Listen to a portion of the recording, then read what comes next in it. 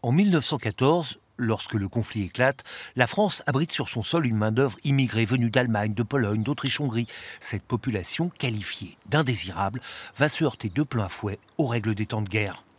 Les indésirables, ce sont des étrangers civils qui appartiennent aux nations ennemies et qu'on a donc rassemblés dans des dépôts qu'on a très vite dénommés camps de concentration. Et à Rochefort, il y en avait un des plus importants qui existait en France pendant la guerre de 14. Car ce bâtiment qui abrite aujourd'hui le service historique des armées est à l'époque la caserne du Martrou. Réquisitionnée par le ministère de l'Intérieur, elle devient centre de rétention. On y compte jusqu'à 800 prisonniers.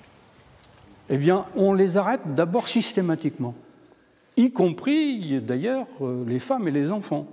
Et donc, on les a rassemblés, et puis on a cherché à les dispatcher loin des frontières, évidemment. Et donc, la Charente inférieure, à l'époque, était un lieu où on espérait pouvoir enfermer beaucoup d'indésirables. Au fil du temps, certains seront autorisés à travailler à l'extérieur, pas les Allemands.